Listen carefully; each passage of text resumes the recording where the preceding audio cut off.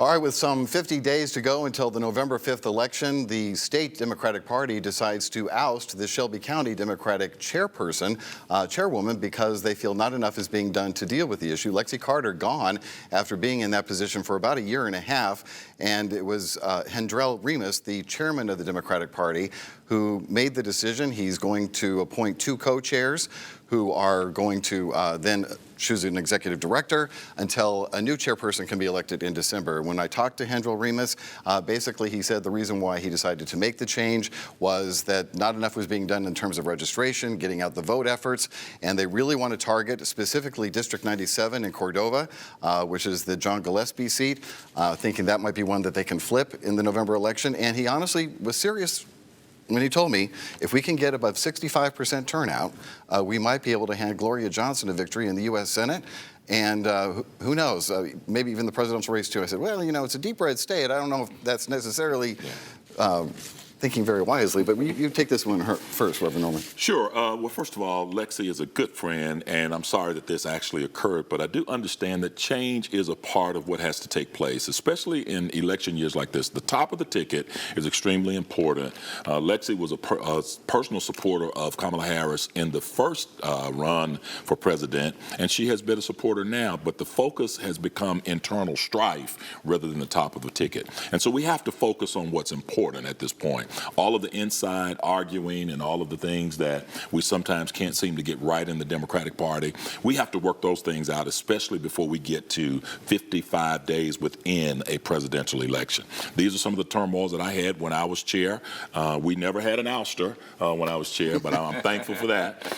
Then we won all of our county elections and the presidential election in 2008. So my esteemed colleagues will probably say more about that in a moment. Well, we talk about 55 days, but honestly, when you consider early voting is starting October 10th, I believe, in Tennessee, even fewer days than that to suddenly magically turn things around and get enough people registered to do something. Hendrell has a plan. I talked with him this morning. We're going to meet later on over the weekend, and he's going to make sure that we get things back on track in Shelby County. I think it'll work out well. Well, TikTok. It's going to work. All right. Susan? I wish you luck, my esteemed colleague over here. But if you think, he says that, Remus says we'll get, if we can get 65% turnout, we can in Shelby County, we can beat Marshall Blackburn. What's a guy smoking? No. I mean, this is Shelby County. It's just not going to happen. First of all, you're not going to get 65% turnout in Shelby County. Well, his point is well taken, though. When I talked to him, he said, look, Shelby County's voter turnout rate has just went way too long, way too low, way too long. And he's right about that. He's right. Okay, so what has, I don't know Ms. Carter. I never met her. But what kind of support has the state been giving Shelby County? If Shelby County is so key to winning that federal election to the U.S. Senate, then what support has the state party given to this local party here? If they know there's a weak link down here, why haven't they been down here before rather than 10 days before early voting? It doesn't sound quite right to me. Lotus, I'll let you have the final word on this. I do think that there could be a 65% turnout in Shelby County because the enthusiasm for Kamala Harris is off the charts. Mm-hmm. But even saying that, that's still not going to be enough for Gloria Johnson to beat Marshall Blackburn. That's right. I just don't see it because of the rest of the state. Right. Kamala Harris is going to get Shelby. She's going to get Haywood.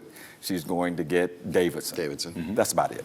Mm-hmm. And so that's not enough, even with a 65% turnout, which I think they'll get. Right. It's not going to be She's enough. going to get Shelby because of the city of Memphis. Absolutely. But not, and he's talking about more too, a little bit into the county. What will be interesting is, can she get Knox County, which is her home county and is a college town, and should be blue. If you look around the map of the country, usually college towns are blue, but Knox County hardly ever is. It'll be interesting to see if she can turn that one blue. We'll see.